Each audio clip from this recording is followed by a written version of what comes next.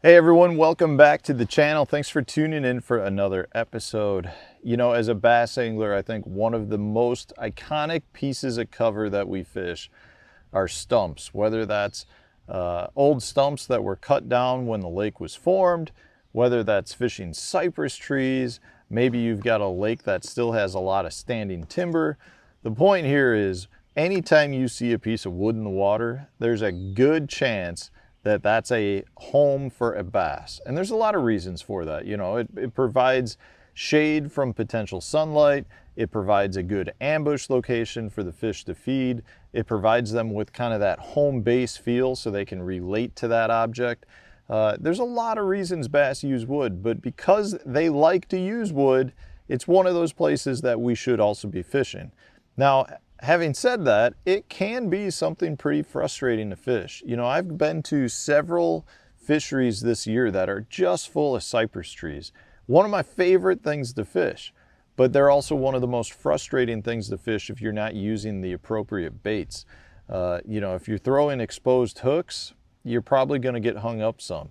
If you're fishing ones that have a lot of overhanging branches, you better be making the right cast or choosing the right bait. So that's why I want to talk about some of these baits. You know, I'll put links to each of these in the video description. If you're looking to support the channel, by all means, use my tackle warehouse link by clicking on those video descriptions to make your tackle purchases. The little bit I make from that comes right back into making more content to hopefully help others catch more fish.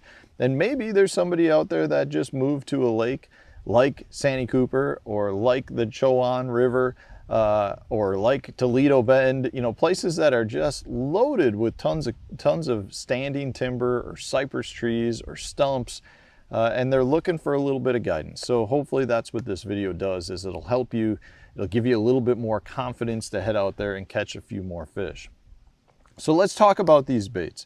You know, anytime you're talking about having trees that are standing in the water, like I said, it can be difficult to throw exposed hooks. So you generally want to fish a bait that's a little bit more weedless. So these are my favorite baits. These are the baits I've actually got rigged on for this tournament, which has a ton of cypress trees. First and foremost, one of the absolute best choices that you can throw is this guy right here, a hollow belly frog. Now personally, I prefer the poppin' versions. This is the Berkley Swamp Lord, just an absolute killer. But the reason this is such a good bait is because you're talking about a lot of potential snags. So if you're fishing, say, cypress trees that have a lot of small branches at the water level, those branches a lot of times hang in the water, but you need to be able to get your bait against that base of that tree. And you can skip a frog really well. You can throw a frog into whatever cover you want, and chances are you're not going to get hung up. So I love to throw a bait, specifically the popping style baits like that popping Swamp Lord, just because generally speaking you've got open water. Now if you've got some pads or some matted grass up against that piece of wood, then I'd probably go with the standard hollow belly frog with the pointed nose, because it'll come through that better. But you gotta have a frog. And keep in mind, most of the cover you're talking about fishing is gonna be in a few feet of water. So when you've got less water between the surface and the bottom, that makes your top water baits that much better. If you're fishing 10 foot of water, you might not have the same luck on a top water bait. But that's number one.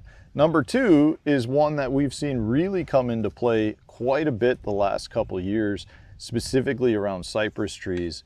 And that's a vibrating jig. So in this case, this is the Berkley Slobber Knocker. I really like the Slobber Knocker. I really like the chatterbait versions. One thing I like about the Slobber Knocker a little bit better for fishing around wood specifically though, is the connection point. So that bar right there actually limits the bait from rolling more, meaning the hook doesn't roll side to side quite as much. And if you have less roll in that hook, really what that does is it allows it to come through wood cover a lot better. So if I'm fishing around wood, I really like the Slobber Knocker. Generally speaking, when I'm fishing these tournaments, I've actually got 3 different vibrating jigs rigged up in this tournament specifically, but that's one of my favorites. Along those same lines, your swim jig. A swim jig is an absolute killer bait because of its weedlessness and its ability to be skipped in and under that cover and into those log jams.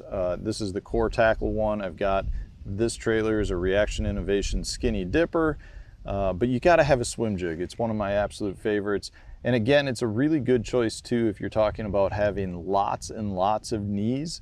If you've got a lot of knees on your cypress trees, the vibrating jig becomes a little bit harder to throw because you do get snagged more with it.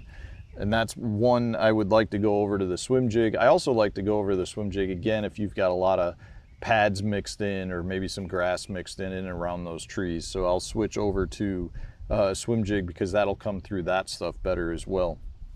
The last moving bait is going to be a spinner bait. A spinner bait is another great bait that is fairly weedless when fishing around wood, and you can swim it in and around those trees. And again, a lot of times when you're talking about fisheries that have a lot of shad in them, your spinner bait is going to be a really good choice because you can fish this bait in and around those trees, and those trees act as ambush locations, and the fish are sitting there waiting for a shad to swim by, and that's where your spinner bait comes into place. So I generally always have a spinner bait rigged up as well. Another really great bait for this, especially in the springtime or early summer when you might have a shad spawn going on, because a lot of times those shad are going to be spawning right up against those trees. You got the shad there, got the bass there. Spinner bait does a great job imitating that. So after you've got some of your moving baits, that's when you want to have a couple of your slow moving baits. First and foremost, a wacky rig. A wacky rig is an absolute killer bait. Generally speaking, a weedless version is going to be better just because, again, you're throwing it up into cover that's got a lot of snags. So if you've got a weedless wacky hook that you prefer, definitely want to be throwing that. That's a really good slow presentation. Also, again, you can skip those things really well, get them back into the cover, get them right up against the trees if you need to. And if the fish aren't chasing your moving baits, the wacky rig is a really good bait.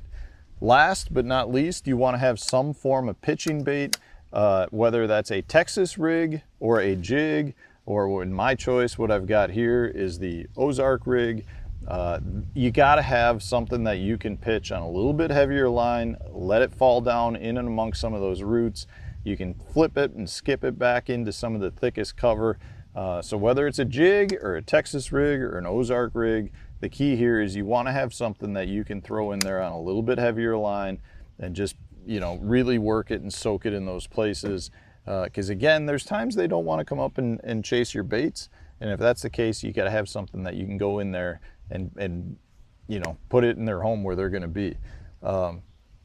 Generally speaking, a couple other little tips anytime you're fishing with wood or around wood is to properly read the most likely places the fish are going to be holding.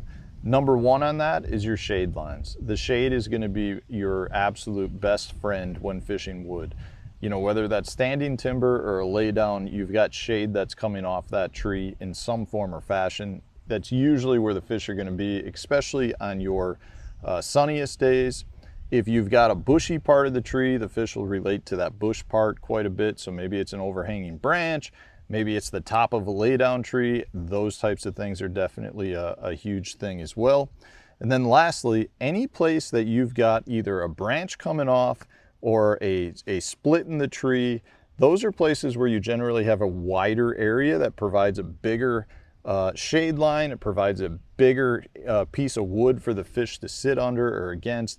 Those are also going to be really high percentage places. So if you are fishing a lot of wood and you just want to cover a lot of water quick, concentrate on those key little places because that's where the majority of your fish are going to be. So hopefully you found this video helpful. If you did, hit the like button, subscribe to the channel if you haven't done so already. Stay tuned, we'll have a new video coming out tomorrow.